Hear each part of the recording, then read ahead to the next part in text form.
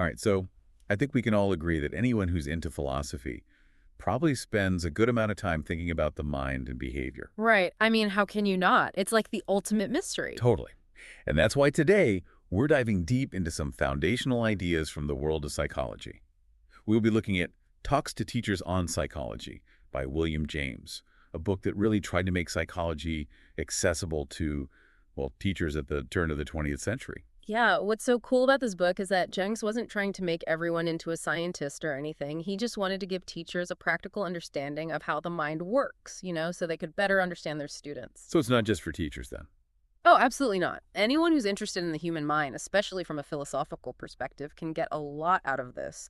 James's ideas are super relevant even today. And I guess that's our mission today, right? To sort of extract those core concepts from Talks to Teachers that are relevant not just for teaching, but also for, like you said, anyone who's ever thought about what it means to be a thinking, feeling, experiencing human being. Exactly.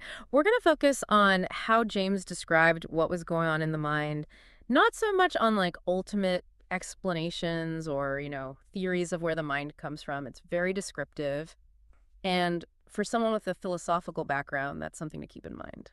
Oh, yeah, that's a good point. I mean, as a philosopher, I'm always thinking about the big why questions, the nature of reality and all that. Yeah. But James was more focused on the how. Exactly. He was asking, like, what does consciousness actually feel like? What does it do? How does it help us survive in the world?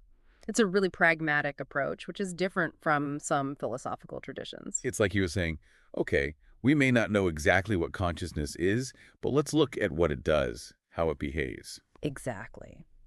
So today we'll explore some of James's most fascinating ideas.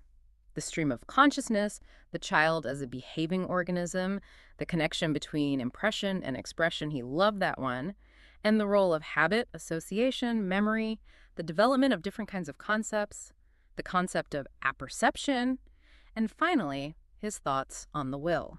That's a lot to cover. hmm So let's jump right in, maybe starting with this idea of the stream of consciousness is probably his most famous concept. Yeah, everyone loves the stream. It's such a vivid metaphor. He literally compares consciousness to a river. Right. Always flowing, never stopping, with no clear boundaries between thoughts. Exactly. He really wanted to get across that our minds aren't just a bunch of separate ideas stacked up neatly, but this constant dynamic process of experience. And within this stream, he talks about focal and marginal consciousness. Can you explain what those are? Sure. So imagine you're right now listening to this.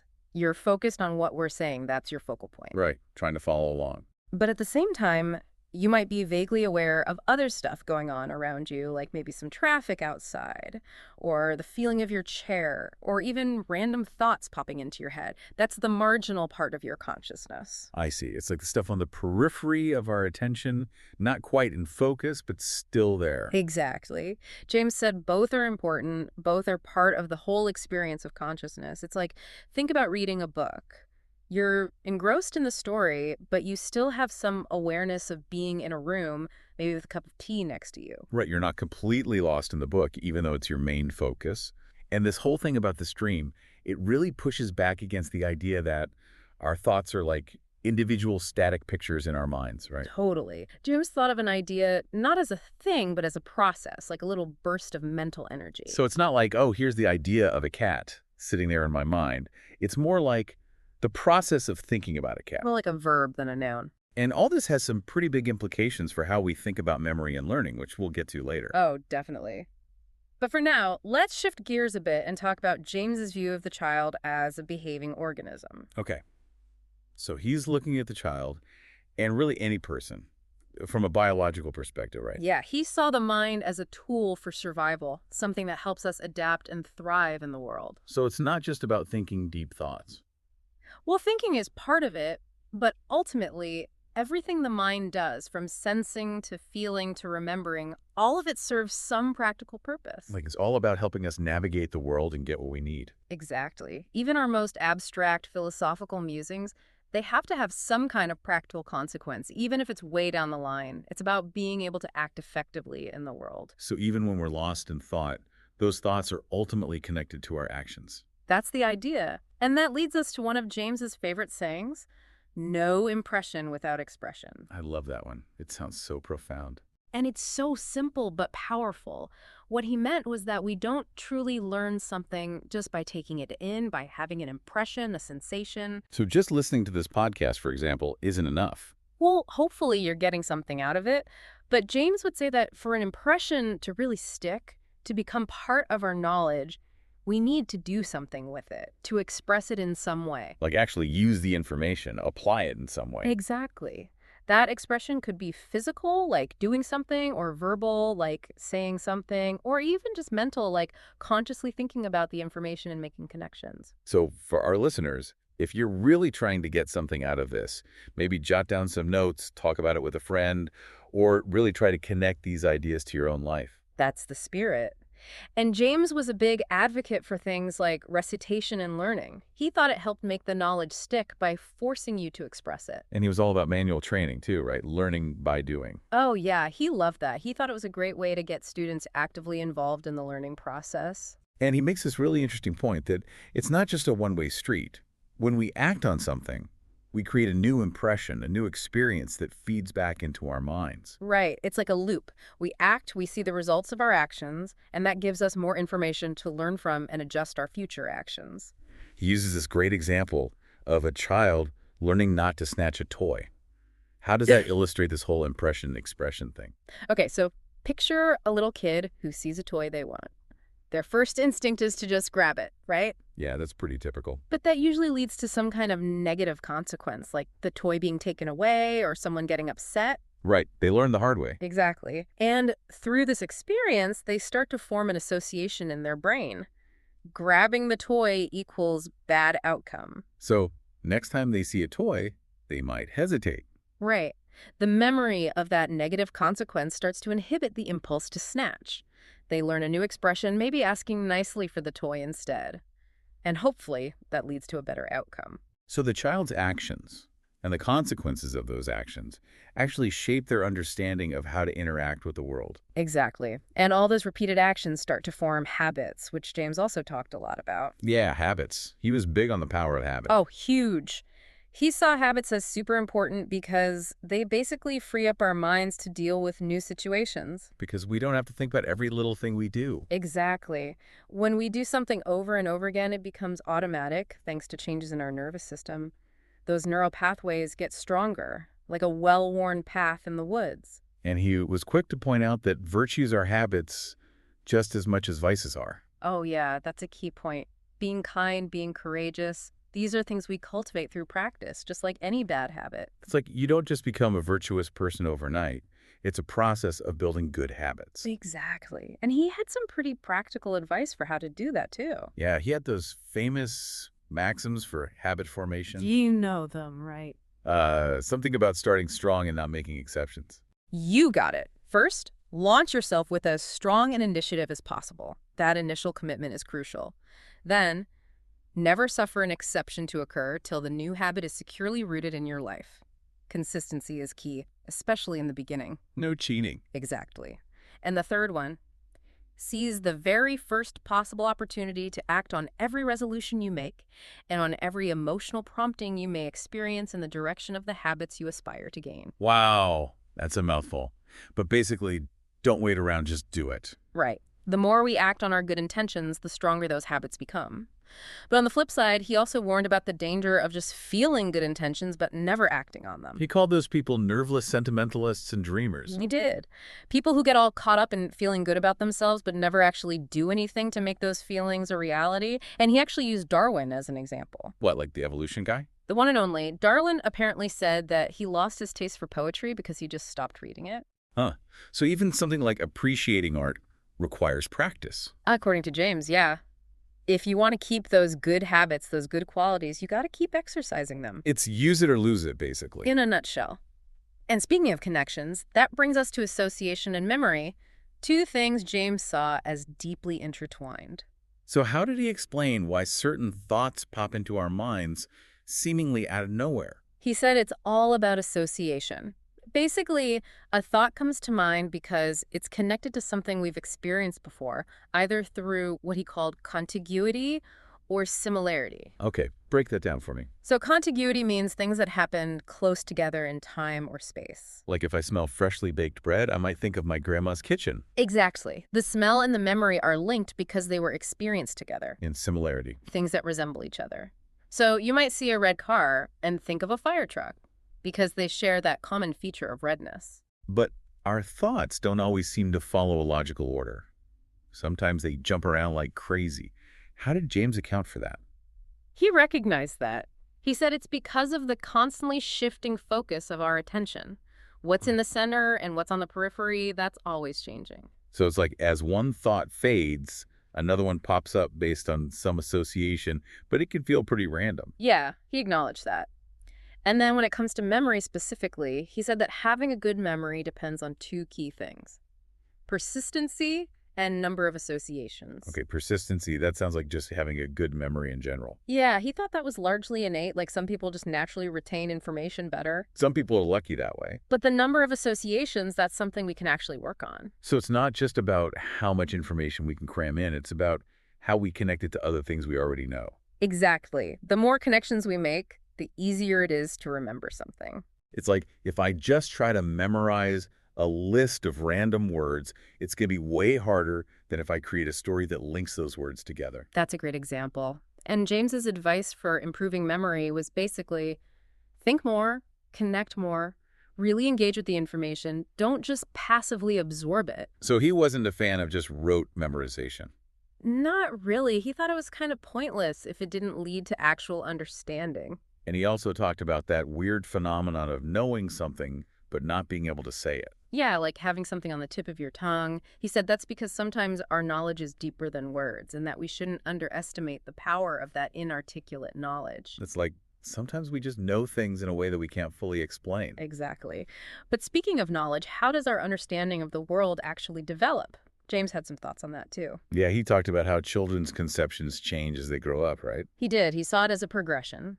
Little kids are mostly interested in the concrete world, what they can see and touch and experience directly.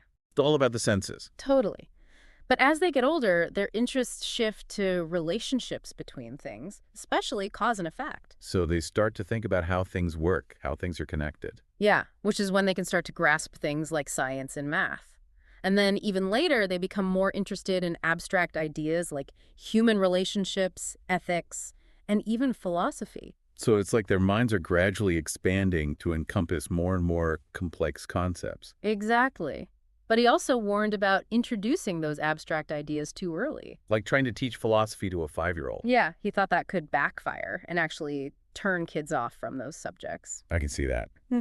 And he emphasized the importance of language and learning, especially as kids get older. Oh yeah, he was big on understanding the meaning of words, not just memorizing them. He thought rote learning was pretty useless. It's like, what's the point of knowing a bunch of fancy words if you don't actually understand what they mean? Exactly. And he thought the best way to learn was to start with concrete examples and then gradually move to more abstract ideas. Build a solid foundation first. Exactly. And that process of connecting new experiences to what we already know, that's where apperception comes in. Apperception. That's a new one. It's basically how we make sense of new things by relating them to things we already understand. So it's like we're always trying to fit new information into our existing mental frameworks.